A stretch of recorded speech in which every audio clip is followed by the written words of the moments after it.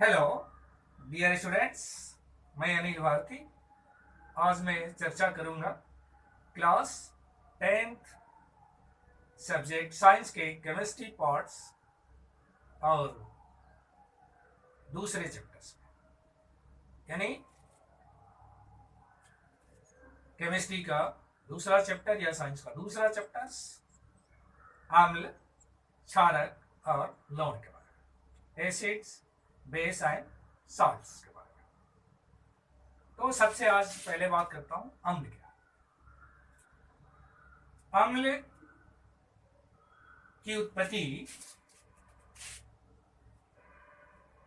एसिडेटस शब्द से हुई है। एसिडेटस जिसका अर्थ होता है खट्टा।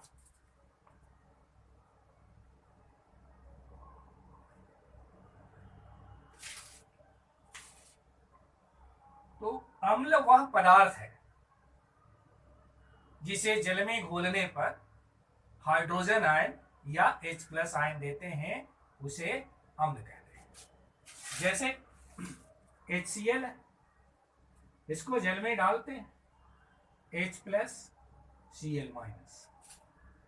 सल्फ्यूरिक एसिड है, इसको जल में डालते हैं तो 2H+SO4-। एसिटिक एसिड है, CH3COO पर एक माइनस प्लस H+। तो अम्ल वह पदार्थ है जिसे जल में घोलने पर या डालने पर H+ आयन देते हैं, उसे अम्ल कहते हैं। अम्ल भी दो प्रकार के होते हैं, पहला प्रबल अम्ल, दूसरा दुर्बल अम्ल। तो पहले बात कर लेते हैं प्रबल अम्ल के बारे में।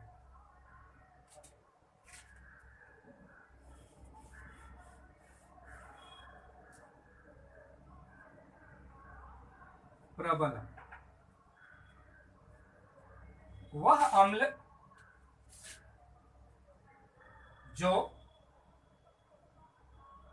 जल में पूर्ण रूप से आयनित हो जाते, उसे प्रबल अम्ल कहते हैं।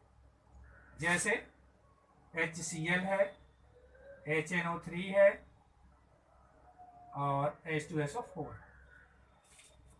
और दुर्बल क्षारक, अरे दुर्बल अम्ल, तो वह अम्ल जो पूर्ण रूप से आयनित नहीं होते हैं, उसे दुर्बल अम्ल कहते हैं।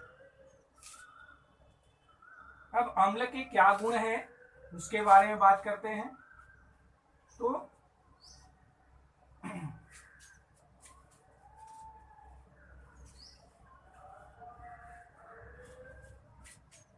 अम्ल के भौतिक गुण,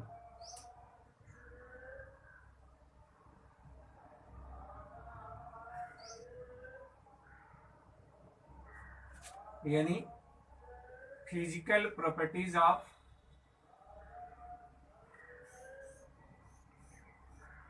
एसिड्स। तो सबसे पहला गुण है कि अम्ल का स्वाद खट्टा होता है। जिस पदार्थ में, जिस खाद्य पदार्थ का स्वाद खट्टा हो, इसकी ज्यादा संभावना है उसमें कोई ना कोई अम्ल हो। जैसे नींबू है, साइट्रिक एसिड, इमली है, टार्टरिक एसिड्स, दही है, लैक्टिक एसिड्स। तो इसका पहला गुण है का स्वाद खट्टा होता है, स्वाद खट्टा। और दूसरा कि इसका जो pH मान होता है 7 से कम होता है। और तीसरा कि इसमें संक्षारक गुण होता है, यानी गलाने का गुण होता है। और चौथा कि जितने भी अम्ल हैं सभी के क्वथनांक गलनांक अलग अलग होते हैं, उनमें समानता नहीं होती।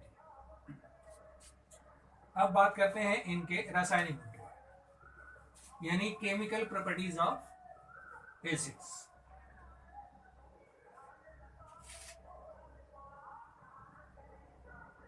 अम्ल के रासायनिक गुण, यानी केमिकल प्रॉपर्टीज ऑफ एसिड्स। तो पहला है कि अम्ल को धातुओं के साथ क्रिया कराने पर, यानी सक्रिय धातुओं के साथ क्रिया कराने पर साल्ट बनते हैं और हाइड्रोजन गैस निकलती है। जैसे जिंक धातु को सल्फ्यूरिक अम्ल के साथ क्रिया कराने पर जिंक सल्फेट का लवण बनता है और हाइड्रोजन गैस निकलती है। मैग्नीशियम धातु को हाइड्रोक्लोरिक अम्ल के साथ क्रिया कराने पर मैग्नीशियम क्लोराइड का लवण बनता है और हाइड्रोजन गैस निकलती है। तो जितने भी सक्रिय धातुएं हैं उनको अम्लों के साथ क्रिया कराने पर लवण बनते हैं और हाइड्रोजन गैस निकलती है। तो पहला इसे कर लेते हैं धातुओं के साथ क्रिया।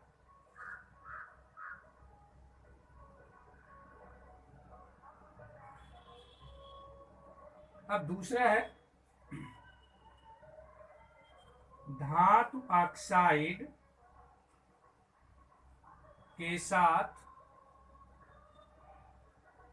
क्रिया। वैसे अब क्रिया कर ले ठीक रहेगा, अभिक्रिया।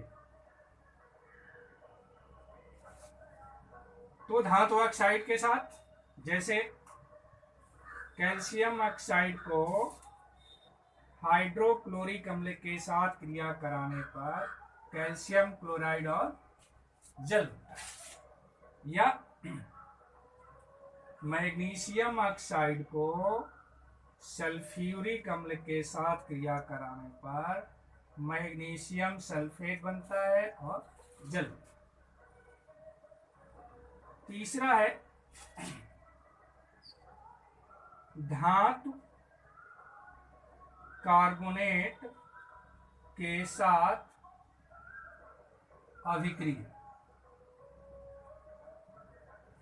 तो अम्लों को धातु कार्बोनेट के साथ अभिक्रिया कराने पर लवण बनते हैं और जल बनता है तथा कार्बन डाइऑक्साइड गैस निकलती। अब सोडियम कार्बोनेट को हाइड्रोक्लोरिक अम्ल के साथ क्रिया कराते हैं तो पहले लवण हो गया, फिर जल हो गया, फिर कार्बन डाइऑक्साइड। दूसरा भी देख ले, कैल्शियम कार्बोनेट को सल्फ्यूरिक अम्ल के साथ क्रिया कराते हैं तो एक हो गया कैल्शियम सल्फेट, जल और कार्बन डाइऑक्साइड। तो तीन गुण हो गए, एक धातुओं के साथ क्रिया, धातु ऑक्साइडों के साथ अभिक्रिया और धातु कार्बोनेटों के साथ अभिक्रिया।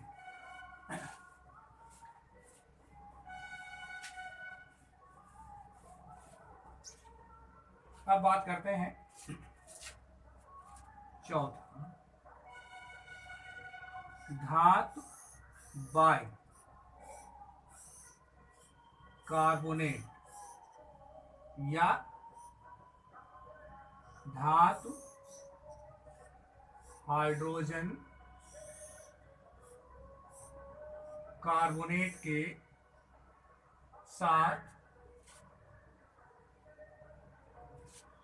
अभिक्रिया। तो अम्ल को धातु बाई कार्बोनेट या हाइड्रोजन कार्बोनेट के साथ क्रिया कराने पर लवण बनता है, जल बनता है और कार्बन डाइऑक्साइड गैस निकलती। अब पांचवा ले लें, धातु सल्फाइड के साथ अभिक्रिया। तो जैसे पीबीएस को सल्फ्यूरिक अम्ल के साथ क्रिया कराते हैं तो एक तो बनता है लवण लेड सल्फेट और हाइड्रोजन सल्फाइड गैस निकलती है। तो किसी भी जिंक सल्फाइड के साथ ले लें। जिंक सल्फाइड को हाइड्रोक्लोरिक अम्ल के साथ क्रिया कराने पर जिंक क्लोराइड बनता है और हाइड्रोजन सल्फाइड गैस निकलती है। तो ये था इसका रासायनिक गुण, यानी अम्लों का रासायनिक गुण। अब बात करते हैं इसका क्या यूजेज है, उपयोग। यूजेज तो जितने भी एसिड है सबका अलग अलग उपयोग है। सल्फ्यूरिक अम्ल का बात करते हैं, इसका उपयोग बैटरियों में करते हैं। बैटरियों में विद्युत अपघट्य पदार्थ के रूप में इस्तेमाल किया जाता है और पेट्रोलियम में यूज किया जाता है। नाइट्रिक अम्ल की बात करते हैं तो आभूषण को साफ करने में किया जाता है। फिर से विस्फोटक पदार्थ टीएनटी, टीएनजी, टीएनपी इसको बनाने में किया जाता है। और हाइड्रोक्लोरिक एसिड की बात करते हैं तो हाइड्रोक्लोरिक एसिड का उपयोग जो होता है इसको भी विद्युत अपघट्य पदार्थ के रूप में करते हैं। तो आज आपको इस चैप्टर में एसिड के बारे में हमने बताया चैप्टर। फिर अगले दिन जब मिलेंगे तो क्षारक के बारे में बात होगी और ऐसे ही क्षारक की परिभाषा आएगी, क्षारक के भौतिक गुण आएंगे, रासायनिक गुण आएंगे, उसके यूजेज आएंगे, फिर लवण के बारे में बात होगी। तो मिलते हैं नेक्स्ट वीडियो में। आज के लिए इतना ही। वीडियो को लाइक कीजिए, शेयर कीजिए और चैनल को सब्सक्राइब कीजिए। आज के लिए इतना ही। Thank you, that's all.